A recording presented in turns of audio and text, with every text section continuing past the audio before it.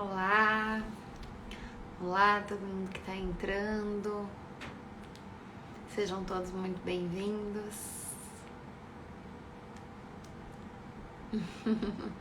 Olá,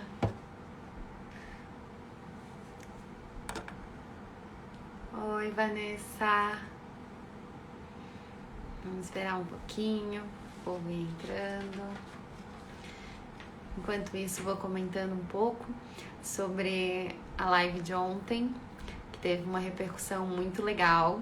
Queria agradecer as mensagens que eu recebi de elogios, inclusive pela iniciativa da gente poder falar um pouco mais sobre endometriose. E falar que hoje, né, de manhã também foi um sucesso, a parte da meditação foi muito legal. Eu sei que muita gente de repente não conseguiu acordar às 6 da manhã, mas teve bastante gente que acabou fazendo durante o dia. E eu só tenho a agradecer vocês.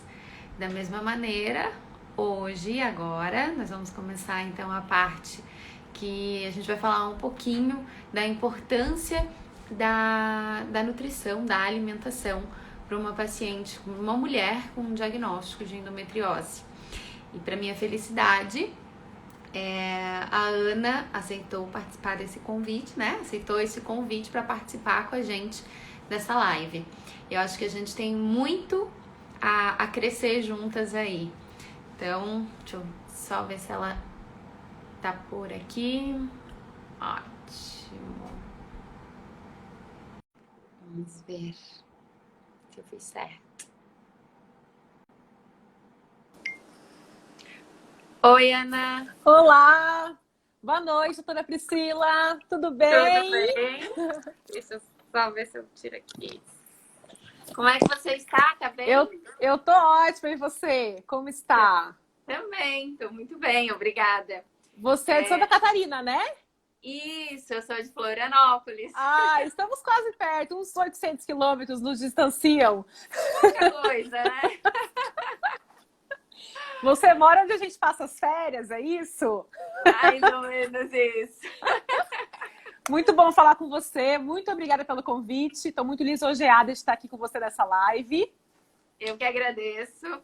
Para quem não sabe, eu sou ginecologista, né, aqui em Florianópolis. E eu adoro o assunto endometriose, estudo bastante sobre isso, opero pacientes com endometriose também. E querendo ou não, a gente acaba entrando num mundo meio que um pouquinho paralelo, né, quando a gente fala do assunto endometriose. E buscando cada vez mais informações, eu acabei encontrando a Ana nesse mundo virtual, né, que nos aproxima tanto. E eu simplesmente esmiucei todo a tua rede social, esmiucei praticamente toda a tua vida, Ana. É um livro aberto, é um livro aberto. Exatamente. E eu adorei a maneira com que tu aborda muito esse assunto, né? Porque uma das coisas que eu tento trazer muito para o meu consultório hoje em dia é tentar trazer com mais clareza as informações, sem ter aquela teoria assim, extremamente regradinha. É trazer com clareza, de fato, para que a pessoa que está na minha frente possa entender o recado que eu quero dar para ela. E eu percebi que tu tens mais ou menos essa mesma linha de pensamento. Então, por isso que eu acabei te convidando, eu estou muito lisonjeada por teres aceito. E para que as pessoas também possam te conhecer um pouquinho melhor, eu vou pedir que tu te apresentes, tudo bem? Sim, com certeza. Bom, então meu nome é Ana Tripoloni, sou nutricionista, sou formada há 10 anos já em nutrição e tô nessa área específica de endometriose porque sou uma mulher com endometriose. Na verdade, o destino, né, foi me levando para esse caminho, né? Descobri endometriose em 2016. Tava nessa tentativa de tentar engravidar, então tava com um pouquinho de dificuldade. A gente foi investigar melhor e aí já tinha caso na família também, a minha irmã, uma tia minha. E aí, o primeiro médico especialista que eu fui acabou fechando o diagnóstico, né? E Teve desde sorte. então, sim, eu falo que eu tive sorte, assim, comparado com muitas pacientes que eu atendo, com muitos relatos que a gente vê, o diagnóstico ele é muito demorado, né? Eu creio que em torno de 1 ano eu consegui fechar meu diagnóstico. Deu quase 1 ano, né?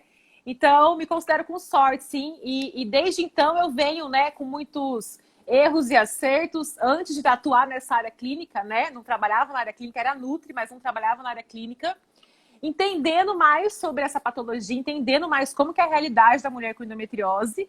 E foi justamente isso que me fez trazer a questão da nutrição, trazer essa abordagem da parte nutricional que pode tanto beneficiar, né, as mulheres, principalmente quando a gente fala nas redução dos sintomas, que, né, você sabe melhor do que eu acho que todo mundo que está aqui tem interesse pelo tema, que não existe uma cura, né, mas a gente sabe que lidando com o tratamento adequado, fazendo todos os pilares, tendo um bom especialista acompanhando, uma médica como você, por exemplo, que, né, entende, que tem domínio, que sabe como conduzir, e além da gente seguir os pilares, a gente consegue viver com saúde, viver em paz. E eu falo que é resgatar a vida de volta.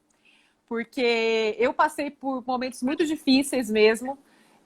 Enfim, após a primeira cirurgia, as coisas amenizaram um pouco, mas logo após eu tive de novo, a endometriose voltou. Eu não sei nem se é assim que vocês falam, mas eu creio que e voltou a endometriose.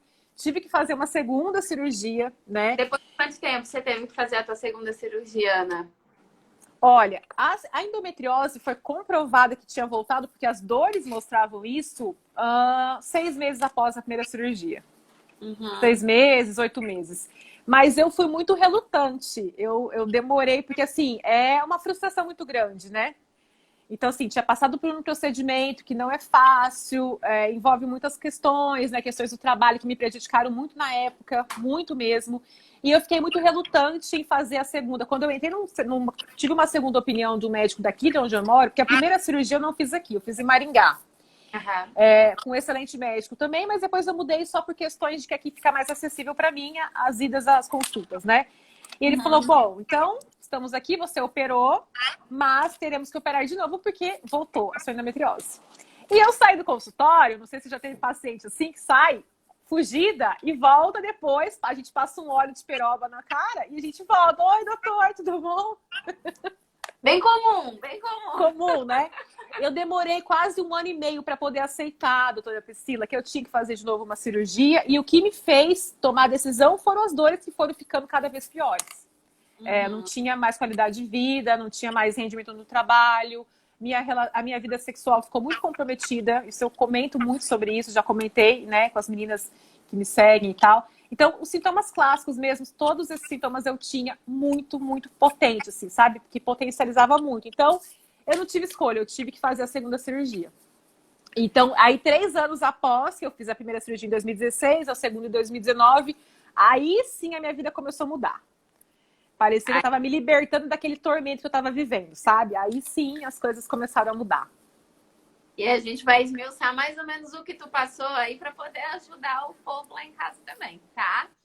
E aí, pra gente entrar um pouquinho nessa parte de um dos pilares, né, do tratamento de endometriose, que é uma boa alimentação, um bom acompanhamento nutricional, vamos assim dizer. A gente sabe de tudo isso, mas muitas vezes no consultório geram muitas dúvidas. Porque nós, como médicos, a gente dá uma pincelada ou outra, né, do que comer, do que não comer e tudo mais. Mas quem vai poder orientar mais sabidamente, de fato, é a nutricionista. E até uma das coisas, uma das frases que eu escutei de uma paciente semana passada foi a respeito da carne vermelha, né? Que a gente fala para não comer com tanta frequência e tudo mais, porque ela tem uma característica um pouco mais inflamatória. E aí a paciente ainda me questionou assim, mas carne vermelha? Mas eu fui orientada totalmente contrário, que eu tinha que comer carne vermelha, porque ela faz atividade física, né? Porque eu tinha que comer carne vermelha como uma fonte de proteína. Então, aí a gente tem que esmiuçar. Então, assim, eu queria que tu falasse um pouquinho mais sobre a carne vermelha, né? Qual que é o grande lance da carne vermelha aí, pra gente? Sim, com certeza. Eu acho que é válido só eu reforçar aqui que depois que eu passei pela minha segunda cirurgia, eu já vou falar sobre a carne vermelha, mas só para contextualizar aqui, como eu tive que mudar totalmente minha alimentação, porque eu mesmo sou nutricionista, eu não segui uma alimentação saudável. Então, assim, eu não fazia ideia realmente, eu sempre falo essa frase, não fazia ideia que impactava. Então, o que eu fiz após a segunda cirurgia, já muito cansada de sofrer, muito cansada dos sintomas? Eu fui estudar. Eu fui entender o que estava relacionado, pesquisar artigos, pesquisar bibliografia, literatura, o que tinha de comprovação, né? Então, assim, a primeira coisa é entender o que é endometriose. Então, fui estudar sobre fisiopatologia e entender quais os alimentos que prejudicavam. E aí me deparei com uma infinidade de alimentos que está no nosso dia a dia. né, que a gente come, que são muito gostosos, a gente come com frequência, que tem a tendência de piorar essa inflamação. No meu caso, o que eu consumia muito e que não fazia ideia que estava relacionado era, eu tomava muito café, comia muito chocolate por conta das dores, isso me aliviava muito tudo, né? A ansiedade, as dores, tudo mais. E fui listando, um por um, todos os alimentos e fui entendendo por que esses alimentos, inclusive tenho materiais, protocolos gratuitos no meu Instagram, eu tenho muitas coisas, né, que eu já estudei a fundo que eu disponibilizo, porque só com esses protocolos você já consegue ter uma boa noção daquilo que a gente tem que diminuir. E sim, é verdade, a carne vermelha está em um desses alimentos aí que a gente precisa cortar, né? Reduzir, eu falo reduzir barra excluir. Por quê? Porque a gente sabe que ela é importante também, né? Tem bastante vitaminas, minerais, proteínas na carne vermelha, porém ela tem essa questão inflamatória muito, muito forte, né? E quando eu sigo a conduta da carne vermelha, eu me baseio em um estudo científico que mostrou que mulheres que consumiam mais do que 2 vezes na semana carne vermelha foram divididos em 2 grupos, né? Mulheres que consumiam mais do que 2 vezes na semana e mulheres que consumiam menos do que 2 vezes na semana. E eles observaram que essas mulheres que consumiam mais do que 2 vezes na semana tiveram 56%, é um número bem expressivo, mais chance de começar a endometriose do zero, de você dela desenvolver endometriose, ou se ela já tinha endometriose, ela potencializava ainda mais essas lesões. Então, a recomendação é que você comece a perceber, comece a fazer um diário alimentar do quanto é que você consome de carne vermelha. Tem pessoas que comem todos os dias, 2 vezes ao dia. Isso é um consumo muito alto, né? E que a gente comece o quê? Variar com outros tipos de proteínas, né? Principalmente essas mulheres que fazem academia, que fazem musculação, que precisam de uma quantidade de proteína dia um pouco melhor, um pouco mais alta, isso é fato. Mas você consegue, sim, variar com outros tipos de proteínas. Então, existe o frango, o peixe, carne suína, ovos, as proteínas vegetais, né? Então, dá para fazer. Dá para fazer de outra forma, né? Então, a minha orientação com as minhas pacientes, como eu tento seguir na minha vida, na minha rotina, porque eu tento aplicar tudo aquilo que eu sei que eu consigo fazer. Tem coisas que são muito radicais. E as coisas radicais, elas têm a tendência de a gente não consegue manter no longo prazo. Então, eu tento flexibilizar bastante, sabe? E mostrar que é possível, sim, você continuar tendo uma alimentação saudável, prazerosa e com poucos ajustes. Isso que eu acho importante reforçar aqui. Com pouquíssimos ajustes, a gente consegue observar melhoras muito importantes nas dores, nas cólicas, na barriga inchada. Até essa é uma das coisas que a gente escuta bastante quando encaminha para nutricionista. É a primeira desculpa, assim, né? Não, mas não vai adiantar, porque ela vai me passar um monte de coisa difícil para eu fazer, vai me cortar um monte de coisa, não sei até que ponto que eu estou disposta a tudo isso, ou é muito caro, fazer dieta é muito caro. A gente escuta bastante isso. A primeira resistência sempre é essa, né? Sim, no consultório. Sim. É porque realmente, com uma dieta baseada em suplementos, uma dieta onde você precisa colocar muita coisa industrializada, artificial, ela se torna mais caro. Agora, uma base de dieta onde você predomina o quê? Consumo de alimentos naturais, onde você tem predominância onde você compra onde? Na feira, no hortifruti. Quem está aqui escutando, comece a fazer essa observação. Quando vocês forem ao mercado, se vocês colocarem alimentos industrializados do carrinho, alimentos que são feitos pela indústria, as caixinhas, os pacotinhos, a chance da sua compra ficar muito mais cara é muito maior do que se você comprar na feira. Se você priorizar alimentos naturais, né? A gente chama de comida de verdade. E é um mito mesmo, tá? É um mito que se você for fazer a sua dieta, você vai ter um custo maior. Muito pelo contrário, muitas pessoas conseguem economizar. Porque comer fora é muito caro. Além de ser caro, você não tem controle do que você está comendo. Você não sabe que tipo de tempero que aquele restaurante usa. Se ele usa temperos industrializados, cheios de aditivos, cheios de contaminantes. Se eles usam um óleo que eles reutilizam, aí gera uma gordura trans, que você está ali, né, incluindo isso no seu dia a dia. Então, eu digo que assim, é uma mudança que muitas vezes é lenta. Não é fácil mudar hábitos. Eu sou prova viva disso. Eu também, mesmo sabendo a teoria, assim, ó, tá tudo na minha cabecinha a teoria. Mas eu também passo por altos e baixos. Só que é muito ruim conviver com a dor. Então, assim, eu cheguei no ponto que eu tive que tomar minha decisão. Ou eu melhorava, ou eu não tinha mais como viver. Eu tava nesse ponto mesmo. Né? Uhum. No Instagram até tem um IGTV que eu conto a minha história, eu conto bastante do que eu passei e tal. Então, são escolhas que a gente faz. E aí, tem muitas pessoas que falam, mas eu não gosto de cozinhar, eu não sei cozinhar. Gente, tudo a gente aprende. Tudo a gente consegue aprender, né? E é normal você ter essas objeções, né? Essas desculpas, porque a gente não está acostumada. E outra coisa muito importante também, que eu acho que vale eu reforçar aqui, que hoje eu falei com umas pacientes que ela atende durante o dia, nós temos muitas questões, doutora Priscila, que são relacionadas à nossa infância. Nós temos memórias afetivas com os alimentos. Então, eu vou dar um exemplo muito clássico que eu recebo, tá? Se alguém tiver aqui que se identificar com isso, muitas mulheres tomam leitinho com Nescau de manhã, né? Isso remete à nossa infância, os nossos pais faziam isso. Hoje eu atendi uma menina que come sucrilhos todos os dias porque ela lembra da avó que fazia os sucrilhos para ela, farinha láctea. Então, a gente tem essa abordagem afetiva também, que traz essas comidas, elas trazem memórias afetivas, trazem conforto pra gente. Então, as coisas precisam ser de uma forma lenta, a mudança não pode ser abrupta, não pode ser radical, é um passo de cada vez, é uma mudança por vez, e isso faz diferença. Qualquer detalhe que você modifique já faz diferença. Por exemplo, o próprio consumo de você tomar mais água, a própria consciência de você ingerir mais água no seu dia, já vai te beneficiar em várias coisas. Então, a mudança tem que ser devagar e tem que ser a longo prazo, entendeu? Eu prezo muito por isso. Existem pessoas que querem ter uma restrição mais radical, querem cortar, né? E tá tudo bem também, tem pessoas que funcionam melhor assim, mas a prioridade é que você tenha um pensamento aí, quem tem endometriose que tá me escutando aqui, é pro resto da vida, meninas. É uma mudança pro resto da nossa vida.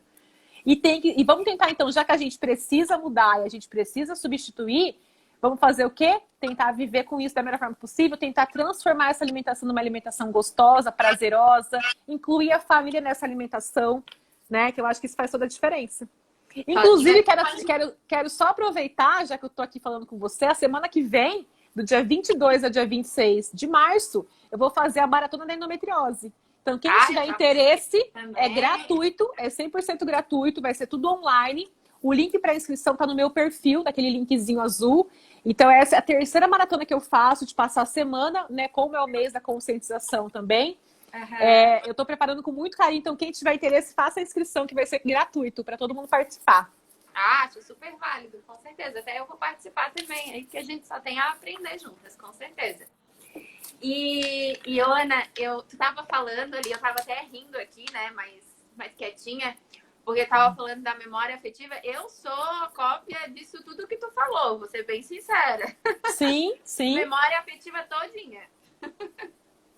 Então. E a outra coisa que tu falou, que tu tava falando antes ali, que quando tu sentia dor, tu comia bastante chocolate, tomava café. E o chocolate e o café? Pode? Quem tem endometriose, vamos assim dizer, né? Seriam uns alimentos liberados? Não. Olha, eu vou falar uma coisa. O café foi a coisa que eu mais tive dificuldade em excluir da minha vida, né?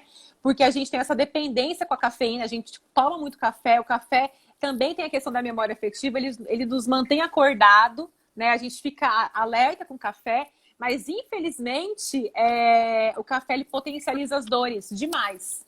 Demais. Então, não existe nada comprovado, pelo tudo que eu já li, tudo que eu já estudei, não existe nada comprovado em cafeína aumentar lesões, né? Potencializar a inflamação da endometriose. Agora, em relação a potencializar as dores, as cólicas menstruais, o inchaço da barriga, isso está muito relacionado. E principalmente para quem está aqui que quer engravidar, que isso também é uma dificuldade que a gente tem, né? Que a mulher tem, já vale a pena você já começar a reduzir o café aí, porque na gravidez não pode tomar café, né? Então, já começa aí se vendo como se você já estivesse grávida, porque café é vida. Café é vida, eu sei, Vanessa, se sei.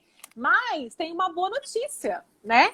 Por exemplo, eu passei a trocar o consumo de café, comecei a substituir por chás. Então, ó, eu começo uma live sempre com chazinho. Esse aqui é de camomila e de canela e maçã. Então, eu tô sempre com chazinho. E aí, ó, a minha paciente tá aqui, ó, Isabela, descafeinado. Então, dá pra gente usar um café descafeinado que você não vai ter essas dores aumentadas por conta da cafeína, né? Parece que é inofensivo, mas muitas mulheres têm dificuldade em fazer a síntese da cafeína. Isso traz também muita ansiedade pra gente. O café, ele gera essa ansiedade. Eu acho que é por isso também que acaba intensificando um pouco mais, né? Sim. Porque a cólica e a ansiedade estão bem ligadas uma com a outra. Sim, estão ligadas. Então, o café é essa orientação, né? acaba orientando assim, quem tem muita dificuldade, você pode fazer nessa transição de uma forma leve. A abstinência do café é muito sofrida, eu já passei por isso, e assim, em torno de até 10 dias você sofre muitos efeitos colaterais, tem muita irritabilidade, você fica muito nervosa. Eu lembro que eu chorava, porque a vontade do café. Aí o que acontecia? Eu tava sem café, aí eu falava, daí me dava dor de cabeça. Eu pensava assim, vou tomar um Neosaldina. Quando vai ver, tem cafeína na Neosaldina. Eu falava, meu Deus do céu, o que eu vou fazer? Mas passa, a abstinência ela cessa, entendeu? E aí, depois disso que eu fiquei, né, eu fiquei 90 dias sem consumir, só pra eu ver o efeito mesmo na minha vida. E aí depois eu introduzi o descafeinado. Então é uma boa dica, tá? E chás Até a também. Paula perguntou ali, tu tens alguma dica de como fazer essa transição? Pelo visto é todo mundo bem cafezeira por aí. Sim, sim. Eu creio que a transição tem que ser lenta. Então assim, ó, digamos que a pessoa toma 2 canecas por dia, sabe? Vamos começar a tomar 1,5. Passa uma semana tomando 1,5, vê como que vai ser a sua reação ali. De repente ela toma 3 xícarazinhas, toma uma de manhã, depois do almoço e à noite. Tira de noite, ou então substitui essa terceira pelo descafeinado e faz a transição de forma leve, tá? Se você quiser fazer de forma igual eu fiz, as consequências elas são mais severas. Não tem como falar. Depois não me xinguem que tá com dor de cabeça, porque é mais sofrido mesmo. Mas é só uma questão de 10 dias, meninas. Assim, ó, 10 dias o corpo se adapta. E melhora muito, tá? Melhora muito. O seu próximo ciclo, tenho certeza que você vai ter menos intensidade da dor. Isso é fato. Estão me entregando aí, ó, que eu também sou a pessoa do chazinho, a minha secretária me entregando. Ainda bem que é do chá, não é do café, né, Ana? Só vale reforçar que existem chás também, até uma dica muito boa. Essa marca aqui, a gente pode ficar falando de marcas, né? Mas enfim, tem uma marca que eu gosto muito, que tem chás de frutas. E só cuidar, porque geralmente os chás de frutas têm uma composição que faz muito mal para endometriose e para quem quer engravidar, para fertilidade, que é o hibisco, tá? Eu nunca tinha me atentado a isso, faz pouco tempo que eu me atentei. Eu comprava os chazinhos de frutas e nunca olhava muito bem os ingredientes. E é muito gostoso o chá de frutas vermelhas, por exemplo, dessa marca, né, que eu gosto. E aí, quando eu fui perceber, os chás de frutas, eles costumam ter o hibisco na composição. Então, acho que é válido eu falar isso aqui, porque tem que tomar cuidado também com o hibisco, que pode potencializar a ovulação. Eu já fui parar no hospital por causa de hibisco em excesso. E quem quer emagrecer acaba tomando muito. Então, acho que é interessante a gente cuidar com isso. E também, doutora Priscila, os chás que tem cafeína, né? Chá preto, chá mate, entra com na mesma reflexão aí. Agora, o chocolate tem jeito, gente. O chocolate dá-se um jeito pro chocolate. Eu arrumei um jeito pro chocolate. Aquelas que assim, que vai atrás, né? Está ótimo, né? A TPM agradece. Porque assim, ó, como que importa muito é a frequência, a quantidade que a gente come. Se você escolher um chocolate com uma quantidade maior de cacau, sabe assim, que tenha menos açúcar, de repente uma base vegana, entendeu? Isso pode ser uma alternativa interessante para o consumo de trocar aquele ao leite cheio de açúcar por um chocolate um pouquinho com uma qualidade melhor. E se você consumir moderadamente, ele pode até te ajudar. Então, chocolate com mais de 30%, acima de 60% já está valendo. As minhas pacientes, todas que são chocolatras, elas estão no cardápio delas um chocolatinho. 70% pode sim, tá? Com moderação, obviamente. Já passei a gostar ainda mais de ti.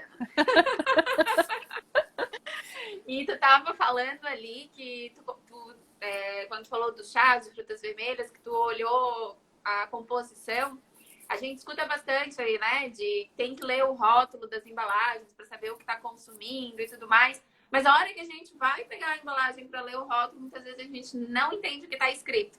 Vale mesmo a pena, assim, se ater tanto ao rótulo da embalagem, mesmo sem entender direito? Olha, se vocês que estão aqui, nós temos 96 pessoas aqui nessa live neste momento.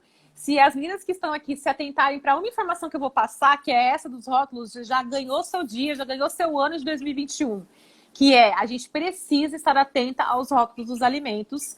Principalmente, a gente tem que analisar não só a tabela nutricional, porque atrás do produto sempre tem aquela tabelinha nutricional onde tem lá calorias, proteínas, carboidratos. Isso é importante de olhar? Muito legal olhar. Mas o mais importante é a gente olhar os ingredientes que tem nesse produto, né? Principalmente para quem tem o hábito de... Não sei, creio que aí em Florianópolis deve ser mais ou menos igual aqui em Londrina. Existem corredores destinados só a alimentos fits, saudáveis e tudo mais. Então, a indústria acaba colocando embalagens muito atraentes, escrito zero açúcar, zero glúten, zero lactose. Isso não é sinônimo de saudável. Um alimento ser zero açúcar, ser zero lactose, ser zero glúten, a não ser que seja uma fruta, a não ser que seja um alimento que a gente planta, que a gente colhe. Se for industrializado, a gente precisa analisar os rótulos. E aí uma dica muito boa, uma dica simples, assim, que já é um ponto. Na verdade, eu vou dar 2 dicas. Primeira dica é, a gente tem que olhar os ingredientes. Então, assim, se o primeiro ingrediente que está ali, naquela listagem, é o ingrediente que tem maior quantidade nesse produto. O ideal seria eu ter um produto aqui para mostrar, mas vai ficar meio complicado de eu pegar. Então, digamos que tem lá, biscoito recheado, vai estar lá, ingredientes. Possivelmente, o primeiro ingrediente dele vai ser farinha de trigo. O segundo ingrediente vai ser açúcar, né? E ele pode ser um alimento sem glúten. Não, sem glúten não, porque ele é sem trigo, mas ele pode ser um alimento sem lactose, por exemplo. Porque utilizou-se um outro tipo de leite, né? Então, estar atento aos ingredientes é fundamental. E por essa ordem de decrescente, entendeu? Então, o primeiro ingrediente é o que vai ter maior quantidade desse produto. E assim por diante. Hã? Que legal, isso eu não sabia. Ó, por exemplo, eu peguei é que esse aqui não vai ter como. Esse aqui dá pra gente analisar. Então, por exemplo, amendoim, pasta de amendoim. Não sei quem gosta de pasta de amendoim aqui. É uma coisa que é uma gordura muito boa. Eu acabo consumindo, acabo indicando para os pacientes. Então, tenho aqui uma pasta de amendoim. Não vou mostrar a marca, tá? Mas, por exemplo, tá aqui, ó. Ingrediente. Tá vendo que ele é um produto que ele não contém glúten, não contém lactose. O que mais tem aqui? Que ele é vegano. E aqui tem os ingredientes, ó. Estaria na fileira dos naturais ali, né? O ideal desse produto é que ele tivesse só um ingrediente, que ele tivesse só amendoim torrado, por exemplo, né? Só que esse aqui é uma pasta de amendoim um pouco mais elaboradinha. Ela tem o quê? Ela tem cacau, ó. Então, se você olhar os ingredientes, o primeiro ingrediente é o amendoim torrado. Não sei se está dando para ver. Bem pouquinho, mas... O segundo é maltitol, ou seja, é um adoçante natural, mas é um adoçante. Então, é essa sequência, entendeu? Analisar os ingredientes. Mas não olhem muito para isso aqui, que é a tabela nutricional. Olhem para a composição dos ingredientes de qualquer coisa. E aí existem, por exemplo, a gente fala que existem alimentos que são processados, são os ultraprocessados. Tem como você comprar um alimento mais saudável no mercado? Tem, olha nos ingredientes. Existem, por exemplo, iogurtes que são muito mais saudáveis do que outros. Existem molhos de tomate que são mais saudáveis do que outros. Porque quanto mais ingredientes esse produto tem, mais processado ele foi. Então, o ideal é que ele tenha poucos ingredientes. Quanto menos ingredientes, melhor o tempo dele de validade, menor o tempo de prateleira. Isso mostra que tem menos conservantes, né? E aí, com certeza, ele vai ser mais saudável. No começo parece difícil. Fala assim, meu Deus do céu, tem tanta informação no produto e tal. Depois é um hábito. É até prazeroso você analisar. Porque a gente não pode confiar. Como assim eu vou confiar? O que a Ana Paula falou é legal. Quanto menos ingredientes, menos industrializado, menos processado. Essa é a dica mesmo. Essa é a dica. E tu falou ali do adoçante, né? E o adoçante ajuda, atrapalha? No geral, assim? Então, no geral, ele assim, depende. A palavra é depende. Por quê? Quando a gente fala de alimentos que são inflamatórios, o açúcar, tá? O açúcar normal, aquele açúcar que a gente conhece, independente de qual seja o mascavo, que é o açúcar mais bruto, seja o demerara, seja o cristal, o refinado, são açúcares. Então, isso a gente precisa reduzir. Por quê? Porque eles elevam a nossa glicemia demais, né? Muitas vezes as pacientes com endometriose também, às vezes, acabam tendo comprometimento do síndrome do ovário policístico. E a gente sabe que a questão da resistência à insulina está muito relacionada com o consumo de açúcar. Então, a dica é reduzir o açúcar o máximo possível. E aí a gente entra na questão, tá, mas vou fazer o quê? Vou substituir por o quê, né? O ideal é que você não coloque nada, que você não acrescente em sucos, que você não acrescente o açúcar nas coisas, exceto se for num bolo, entendeu? E alguma receitinha. Aí sim você pode acrescentar algo para substituir. Aí entraria os adoçantes, tá? Então, o que é legal do adoçante? Possivelmente ele tem pouquíssimas calorias, né? Geralmente os adoçantes, eles estão quase zero em calorias. Mas existem duas classificações de adoçantes, que isso que eu acho que é interessante falar para as meninas aqui. Existem os adoçantes que são aqueles mais antigos, que são os adoçantes artificiais, né? Acesulfame, sucralose, são adoçantes que são muito artificiais, que não são indicados, né? Esses mais antigos. E existem os adoçantes naturais. Aí sim, que eles são derivados das plantas. Esses adoçantes não são inflamatórios. Esses adoçantes, eles não aumentam o nível de glicemia, no nível de açúcar no nosso sangue. E eu acabo acrescentando nos cardápios, nas receitinhas. As minhas alunas do curso têm os e-books de receitinhas. Então, todas as receitinhas lá são... A gente substitui o açúcar por um adoçante natural. Quais são esses adoçantes naturais? Xilitol, eritritol, estévia, talmatina. São adoçantes que são derivados das plantas. Opa! Então, esse tipo de adoçante eu acho que é válido consumir. Esse tipo de adoçante é interessante, não vai inflamar o corpo, não vai aumentar a glicemia, que é o que a gente não quer. A gente não quer esses picos de glicemia no corpo. Eu acho que é muito válido. Só que assim, o ideal é que você não acrescente em tudo também. A gente tem que dessensibilizar ao nosso paladar do doce. Tudo a gente coloca açúcar, né? Uhum. Então, assim, por exemplo, um suco de fruta. Gente, vamos aprender a sentir os sabores. Os sabores que a gente tem ali, a nossa língua ela é formada de papilas gustativas, que mandam essas mensagens dos sabores para o nosso cérebro e a gente sente o sabor doce, salgado, azedo, cítrico, amargo. Então, não é só o sabor, é que a gente está tão acostumada, tão viciada no açúcar, que as outras papilas gustativas, coitadas, não tem nem vez. E uma boa dica para quem quer diminuir o consumo do açúcar é o quê?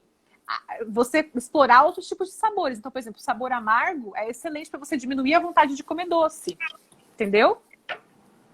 Olha. Então, são dicas boas aí que a gente vai... E assim, tudo com o seu tempo, tudo devagarzinho, tudo criando essa conscientização, né? O primeiro passo é isso. Eu demorei quase 3 anos para ter essa consciência.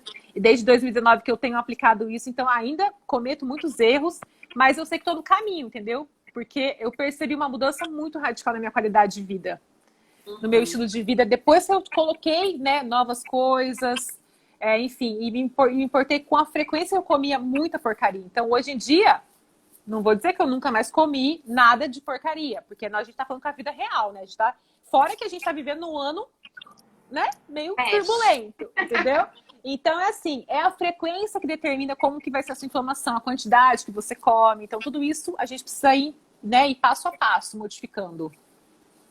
E Ana, na parte da nutrição, que a gente sabe da parte médica, né? Quando a paciente tem indicação de cirurgia, o preparo que a gente tem que fazer, os cuidados para uma cirurgia, mas a parte, do ponto de vista da nutricionista, quando a paciente tem indicação cirúrgica, muda alguma coisa na dieta ou mantém a mesma dieta daquela mulher que está fazendo um acompanhamento mais conservador? Não, com certeza eu mudo, né? Eu tenho algumas condutas, né, pré e pós-videolaparoscopia, né? Principalmente se tratando da questão do intestino, né? Que a gente sabe que fica meio prejudicado ali, que a gente precisa fazer vários exames e tudo mais, né? Isso acaba prejudicando bastante a microbiota intestinal. Então, os exames, todos eles, né? Tanto a ressonância quanto o ultrassom, eles exigem que a gente faça, né, o uso de laxativos, né? Então, o ideal é a gente preparar essa microbiota intestinal, né? Com probióticos, ajuda bastante nesse sentido. E aí, principalmente analisando os exames de sangue, a gente consegue fazer suplementações específicas para fortalecer o sistema imunológico, né? Porque vai passar por uma cirurgia, por um processo cirúrgico. Muitos alimentos podem ajudar, suplementos podem ajudar também no processo de cicatrização, por mais que o corte é muito pequenininho, né, minúsculo mesmo. Mas, assim, preparar essa imunidade dessa mulher, preparar esse intestino... Acho que tudo isso é muito válido. E que ela já comece o quê? As mudanças gradativas, né? Porque o ideal é que ela comece uma nova vida alimentar, uma nova conduta alimentar pós-cirurgia. Se ela pudesse se preparar para a cirurgia já modificando algumas coisas, já está excelente. Geralmente não é o que acontece, tá? O que acontece é, Ana, acabei de fazer cirurgia, quero mudar minha alimentação. Cirurgia ajuda. Existe poucas pessoas que vêm nesse pré, assim, Ana, eu estou com a minha cirurgia marcada daqui 2 meses, já quero me antecipar. Geralmente é o contrário. Já operei agora, o médico falou pra mim que eu preciso cuidar da alimentação, aí a pessoa se preocupa mais, entendeu? Mas é extremamente válido. Dão mais atenção pra isso realmente depois da cirurgia, porque antes, assim, ainda consegue ir levando devagarzinho e tal. Aí quando vai para a cirurgia, porque a situação já está um pouco mais crítica, a dor já está incomodando muito mais, né? E aí acaba realmente dando uma atenção para tudo de uma maneira mais esmiuçadinha, com certeza. Sim. E assim, depois da cirurgia, né? No ponto de vista também da nutricionista, porque a parte médica a gente acaba sempre recomendando, orientando, mas eu queria que tu falasse um pouco do teu ponto de vista também. Fez a cirurgia, né? Tirou os focos, não preciso mais fazer dieta, não preciso mais cuidar da alimentação, porque já diminuiu os focos de endometriose, tá tudo certo? Então, aí foi o que eu acho que vale a pena reforçar de novo o que eu falei no início, né? Que é que acontece com muitas mulheres. Não sei se aqui tem mulheres que já operaram mais do que uma vez, mas o fato é que se você não cuidar dos outros pilares, né? Se você inflamar seu corpo de novo, você vai ter chance de ter recidivas e as lesões aumentarem, as lesões voltarem, e você ficar inflamada de novo. Então eu falo que é uma mudança para sempre. É uma mudança para sempre, não dá pra gente descuidar. E então, assim, a questão da dieta ela tem que ser levada a sério para o resto da vida, né? Principalmente, uma coisa que eu abordo muito, principalmente para as pacientes que tiveram comprometimento intestinal. Isso acaba prejudicando bastante depois. Então, assim, até o intestino voltar à sua função normal, demora um pouquinho, muitas vezes nunca mais fica igual. Então, é muito válido a gente pensar que a saúde do nosso intestino está totalmente relacionada com a nossa imunidade, com nossa produção de hormônios, com o nosso bem-estar, se a gente está feliz ou não, se a gente tem hormônios do bem-estar ou não, está tudo relacionado com o intestino. E aí, se você se alimenta, o intestino é como se fosse além dele absorver, né, a fazer essa absorção de todos os nutrientes, ele é como se fosse uma barreira de proteção. Se você coloca um monte de porcaria ali nele, industrializados, embutidos, bebida alcoólica, corante, aqueles alimentos cheios de corantes, coitada da saúde intestinal, gente, não vai ter intestino que sobreviva. E aí depois a gente não entende porque que a gente fica muitas vezes cansada, com fadiga, sem energia para nada, sem disposição, com a libido lá embaixo. Isso é o maior queixo. Imagino que do seu consultório também deve ser isso. Libido zero, entendeu? Por quê? A nossa microbiota intestinal influencia na nossa microbiota vaginal também. Né? Excesso de candidíase, infecção urinária, tá tudo relacionado com o intestino. Então, esse cuidado é primordial, assim, sabe? Ter essa consciência. E, obviamente, que como a gente está falando da vida real, eventualmente você vai consumir alguma coisa. Depois a gente corre atrás do tempo perdido e recupera. Aí depois come de novo alguma coisinha e sabe assim, vai tendo um equilíbrio. Isso que eu acho que é o mais importante, assim, manter esse equilíbrio, sabe? Então, os cuidados com a nutrição, não só com nutrição, né? Que nosso tema aqui hoje é a nutrição. Mas eu falo que a atividade física, por exemplo, é um pilar tão importante quanto a nutrição, né? A terapia, tratamentos complementares como a acupuntura, a fisioterapia pélvica, tudo isso está relacionado aí na qualidade de vida da mulher e tem que ser levado em consideração, né? E ter atenção para isso. É bem isso mesmo. Eu sempre digo que o tratamento da endometriose ele não é baseado em uma única opção, né? Não tem aquela pílulazinha milagrosa que pronto, toma e some com todos os problemas. Ele é bem como tu tinha dito, é um passo de cada vez, é uma coisa gradual, até porque a endometriose ela é uma doença progressiva e inflamatória, então a gente sempre tem que tentar achar o equilíbrio. Até aqui alguém tinha comentado, agora acho que eu não vou achar quem que foi que comentou, mas que falou que a gente deve evitar ao máximo operar, né? E realmente, hoje em dia a gente está sendo o mais conservador possível. Antigamente se fazia muitas vezes a vídeo para diagnóstico, né? Para ver se o paciente tem realmente endometriose. E hoje já não, a gente já sabe que para operar, de maneira geral, teriam 3 pontos específicos, né? Se a mulher não tem uma melhora dos sintomas, da dor, e que acaba sendo o sintoma mais evidente, né? Que mais incomoda, se ela não tem uma melhora com o uso de medicações, com o uso de dieta, com atividade física, com todos os pilares certinho, aí sim teria indicação de operar. Ou aquela mulher que, porventura, tem algum foco de endometriose que possa estar causando uma obstrução de algum órgão, né? Ou obstrução intestinal, ou obstrução de ureter. Aí, nesses casos, teria indicação realmente de operar. Ou até mesmo para aquelas que estão tentando engravidar e, porventura, não conseguem. Então, a cirurgia acaba entrando como uma das terapias, vamos assim dizer, né? Mas a gente sempre tenta, ao máximo, ficar reoperando, operando um monte de vezes, Então, por isso que a gente tem, que eu gosto mesmo de frisar tanto a importância de todos esses pilares que tu comentou, né? A atividade física, a nutrição, a parte mental, que eu acho que é muito forte mesmo. E até tu estava falando ali do intestino.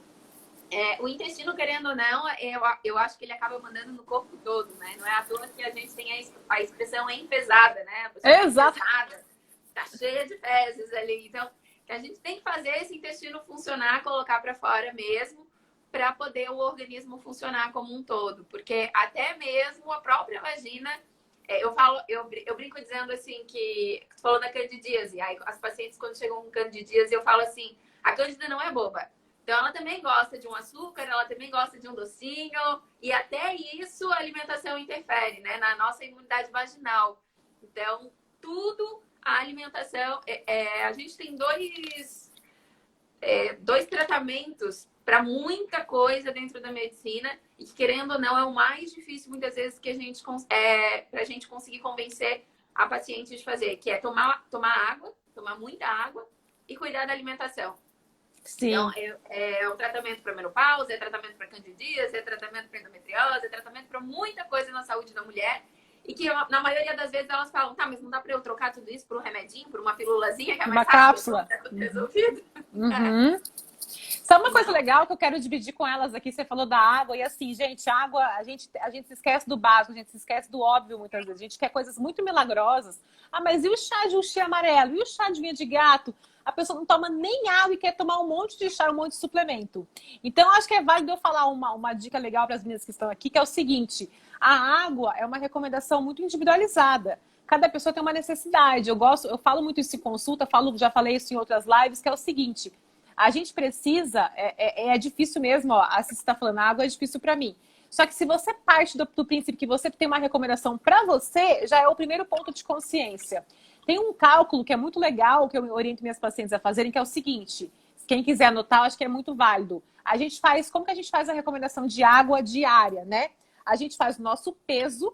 Então, vamos dar um exemplo diferente. Digamos que eu tenho 60 quilos, tá? Eu não tenho, gostaria de ter, não estou tendo 60 quilos no momento. Digamos que eu tenho 60 quilos. Eu vou multiplicar o meu 60 quilos vezes 40 ml de água por quilo de peso. Isso dá um total do quê? De 2 litros e 400 de água. Então, você entende que uma pessoa que pesa 60 quilos precisa tomar uma quantidade menor do que uma pessoa que pesa 70, que pesa 80? Então, quando a gente faz buscas na internet, no Google, o que você vai encontrar de informação é assim: tome 2 litros de água por dia.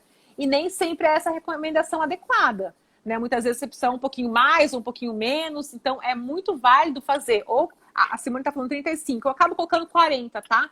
Eu coloco o seu peso vezes 40 ml, mas 35 também já está ótimo. Que pelo menos a gente sabe assim: poxa, tá, então eu preciso tomar 2,5 litros. Isso equivale a 5 garrafinhas. Então eu vou tentar tomar 2 de manhã, 2 à tarde, 1 à noite, entendeu? Vou colocar os chás que contabilizam também aí nessa ingestão de líquido, né? E tendo a consciência, começa a ficar mais fácil, né? Da gente fazer esse monitoramento, entendeu? Em relação à água, que é básico. É básico. Tem que aumentar a minha ingesta hídrica aí no meu dia. Você fez seu cálculo? Você fez seu cálculo aí? Meu cálculo aqui.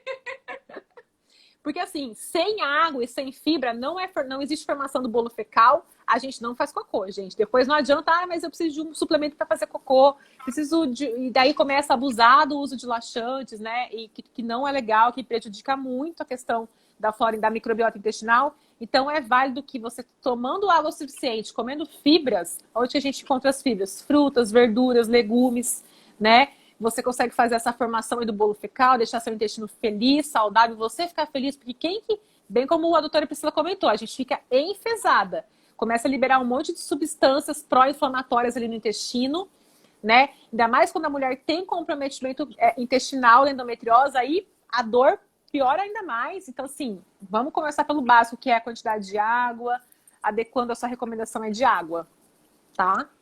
E, Ana, a Thaís está pedindo para te falar um pouquinho sobre o leite.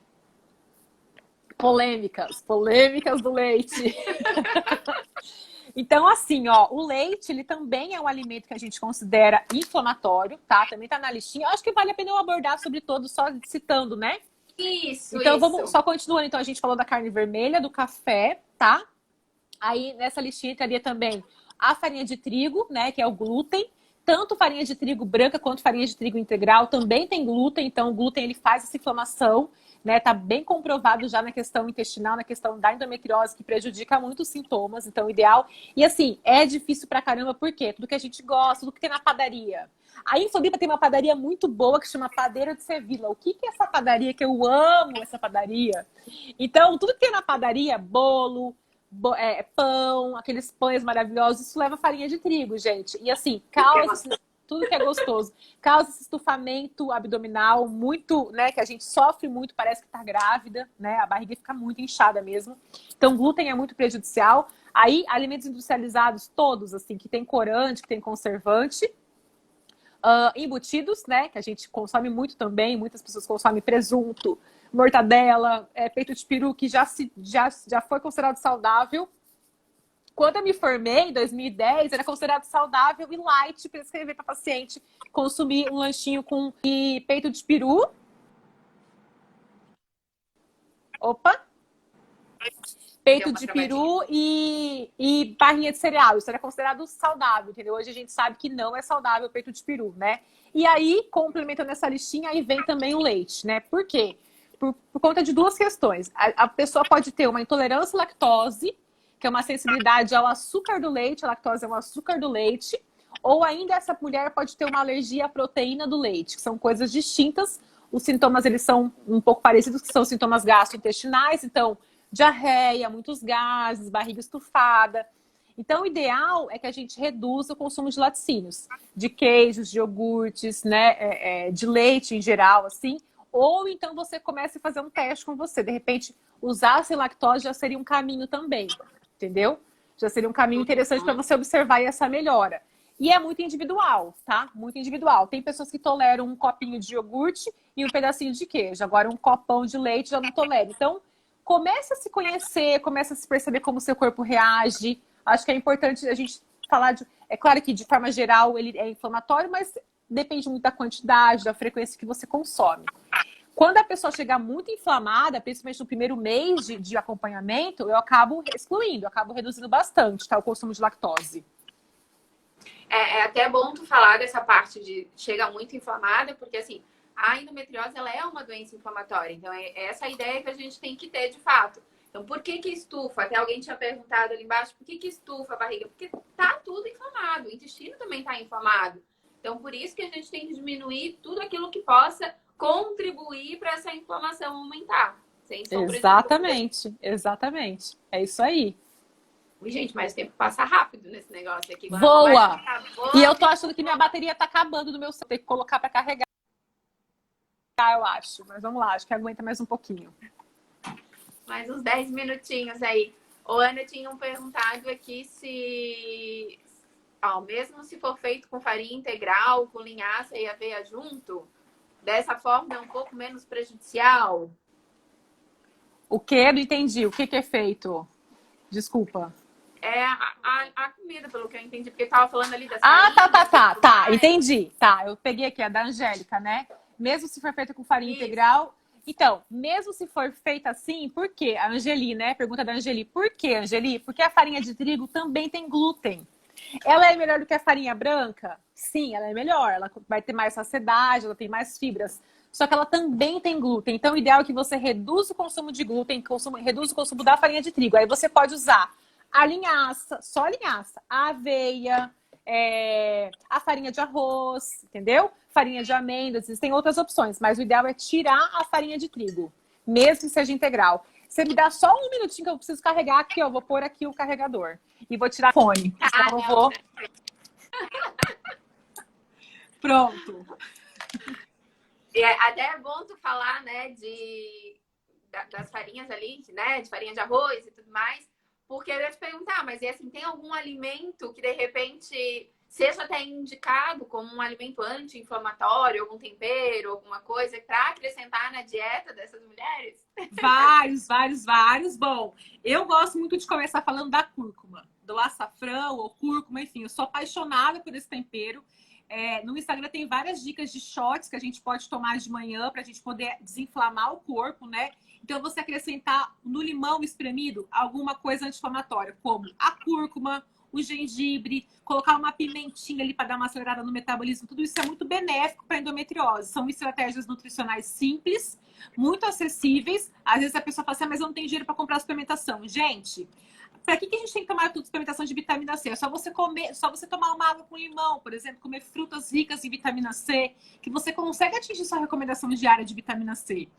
Então, de forma geral, alimentos que contribuem aí para desinflamar o corpo, né? O açafrão, sem sombra de dúvida, é o principal tempero simples, fácil de consumir. Você pode ou fazer o shot, ou você pode colocar, acrescentar numa receita, né? Então, por exemplo, num omelete, temperar a sua proteína, por exemplo, temperar um franguinho com açafrão, entendeu? Fazer pãozinho com farinha saudável, acrescentar o açafrão, né? Ou até mesmo tomar em cápsulas, né?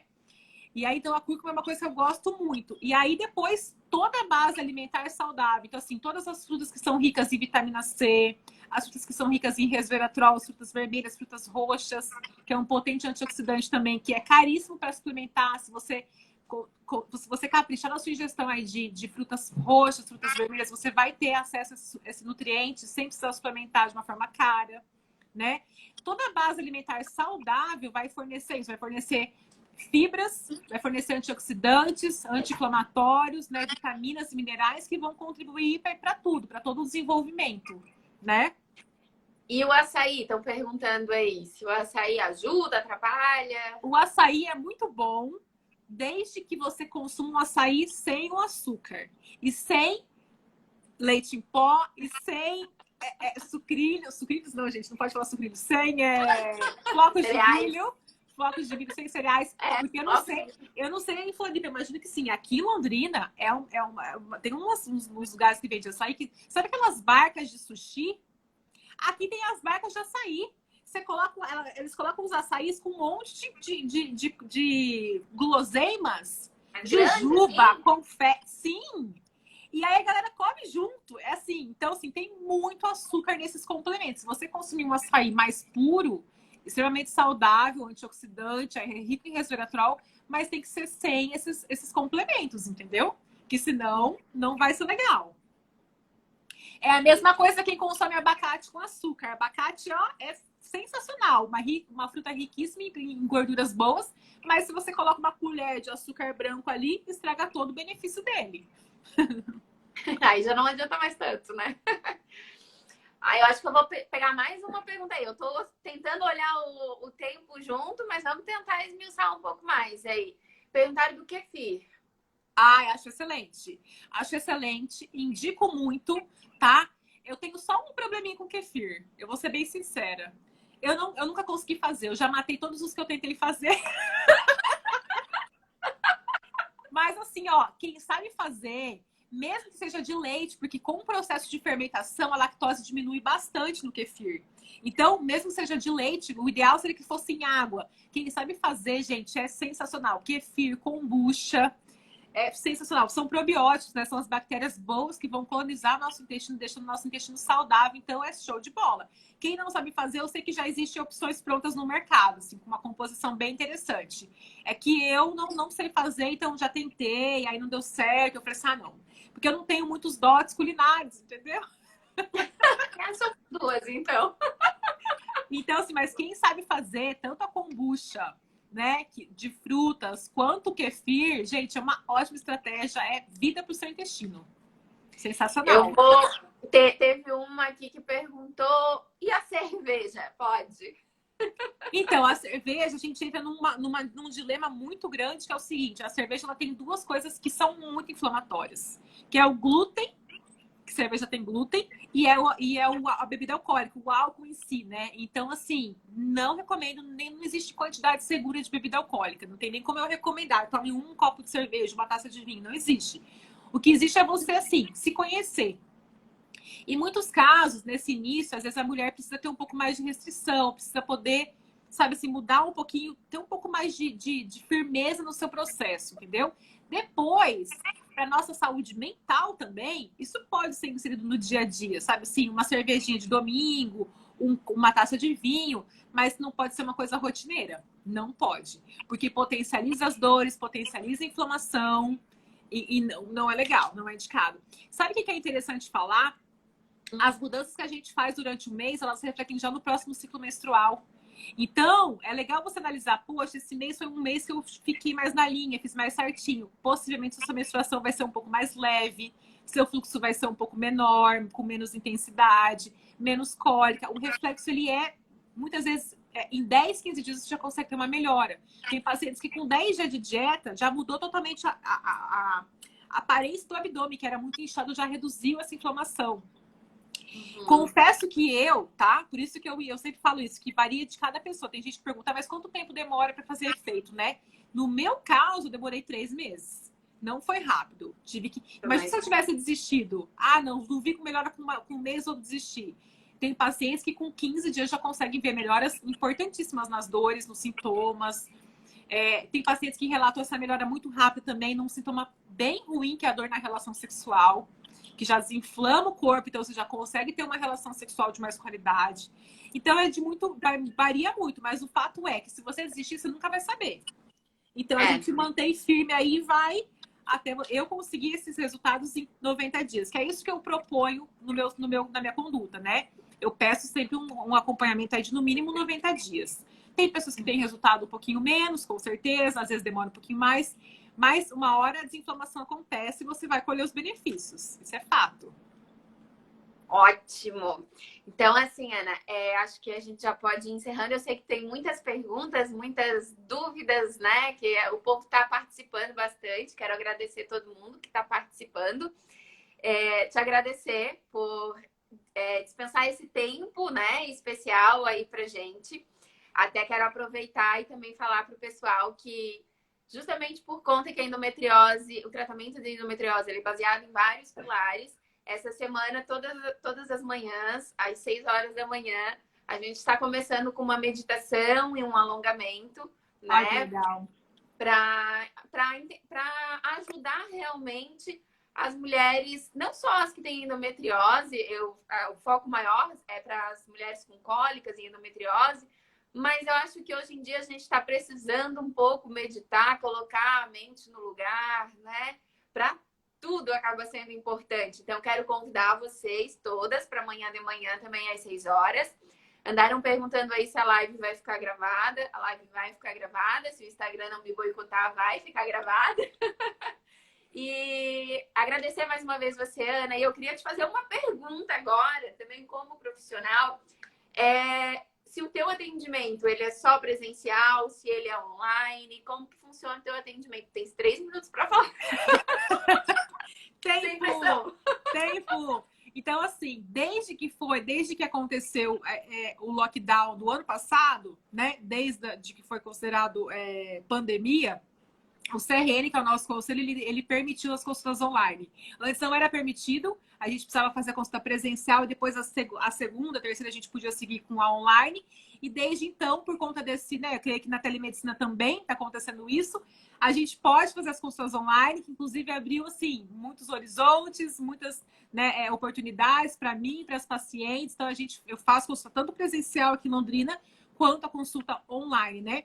E fora a questão da consulta, estou sempre disponível no Instagram, tem muito conteúdo, com as lives. E só lembrar mais uma vez aqui, reforçar o convite para a Maratona da Endometriose, de 22 a 26 de março, semana que vem, totalmente gratuito. Então, assim, vai ter muito conteúdo, né? Para quem tem mais curiosidade, tem mais dúvidas, vou estar disponível aí para responder as perguntas, né? Com bastante conteúdo para a gente poder... O básico é assim, qual que é o grande objetivo dessa semana? Ensinar a mulher como ela vai conseguir reduzir as suas dores menstruais, suas cólicas menstruais, inchaço na barriga e ainda potencializar a fertilidade no caso de uma mulher que quer ser mãe, né? Que tem muitos resultados positivos aí com a alimentação, com as condutas adequadas. É isso aí. Com certeza. Muito obrigada. Eu que agradeço. Agradeço muitíssimo. Agradeço muito o seu convite. Assim, que todas as médicas fossem igual a você, com certeza a gente amenizaria muito o sofrimento, porque eu já sofri demais, sabe? E assim, eu desejo que todas as mulheres encontrem médicas profissionais como você. Assim, sabe aquela pessoa que acabou de descobrir que tá perdida, que ela se depare com profissionais como você, doutora Priscila, porque assim, faz muita diferença na nossa vida, muita diferença mesmo. Muito obrigada. Muito obrigada e até a próxima. Estou à disposição. Até. Um beijo. Beijo, meninas. Obrigada. Tchau. Tchau, tchau.